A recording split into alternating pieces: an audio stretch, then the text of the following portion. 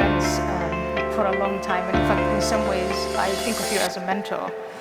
I would say you're coming at this from a place of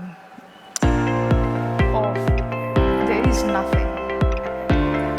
And what has happened to me is I think I have accepted there is something. And when you accept that there is something, there is a powerful entity. For me, the God that turned me around. I think what the vicar is saying no longer sounds nonsensical. It makes a great deal of sense. And not only does it make a great deal of sense, it's also there with the wisdom of millennium. And so, like you, I really want faith in general, and probably Christianity in particular, but I don't do that. And again, that's what humility comes into it, because it doesn't seem, in 2024, I went through that experience, it doesn't seem nonsensical to me. I don't know. I think I've come down to the knees to say, perhaps those people who always had faith have something that we who lost faith don't have. And people who have faith also, like the woman who told me, well, you've tried everything and you've lost hope, you've lost faith. Try it, pray. I think just in that one word, there is so much wisdom and that it's. I am stuttering and I'm staggering to say. I'm just trying to say no. It's not stupid. It's in fact it's clever and it's wise. So you believe in some kind of higher power which is comforting you, and obviously you're reacting from an Islamic past, and I know that from what you've written that part of what you feel is Christianity is a bulwark against Islam, which is a quite separate thing from what you've been now saying. I mean, you stand by that. I think that's part of what you're saying, and I accept that. I support that. That's why I call you a political Christian. But what you just said, it sounds very more than a political Christian. It sounds like you actually believe it. So what is your response to this specific question? When the vicar is saying that Jesus is the Son of God, literally, not figuratively, how do you square that with your highly trained professional? Well, at least again, different planes of perception. So I choose to accept Jesus Christ, the teachings of Jesus Christ, the story of Jesus Christ.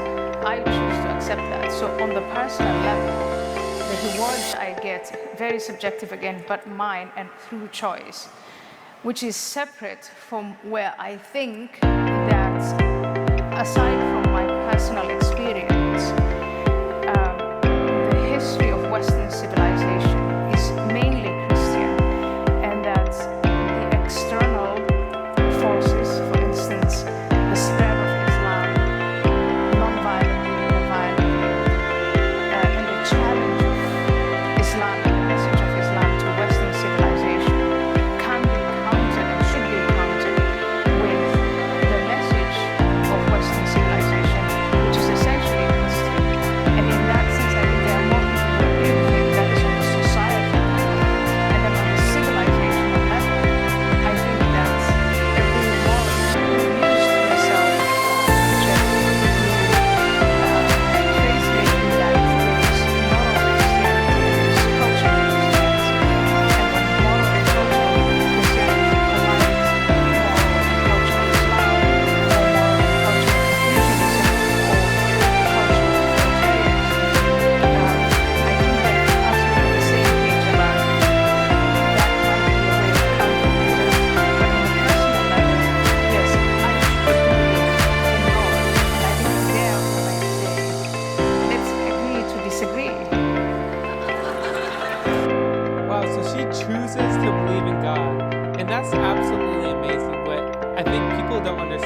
think it's just some self-help, and it just helps them find purpose and peace. And it's more than that. Obviously, it does give you purpose and peace because you were created to have a relationship with God. And when you have a relationship with God, you have purpose and peace that surpasses all understanding. You have a reason to live, but it's more than that. I didn't hear that. She's saying let's agree to disagree on the details. I mean, if I could It's not even just details. I mean, okay. I want to say two different things. Let's take the moral thing first. Islam is the master religion. I think we agree about that. But Christianity is not that nice either. And when you think about Christianity is essentially sin. Because that's the said that we are all written sin of Adam.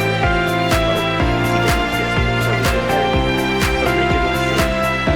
Original sin came down from the semen. Jesus was not conceived of semen, that's why he was clear of sin. His mother Mary was clear of sin as well, because she was covered in immaculate conception. This is all obvious nonsense. This is all theological bullshit. And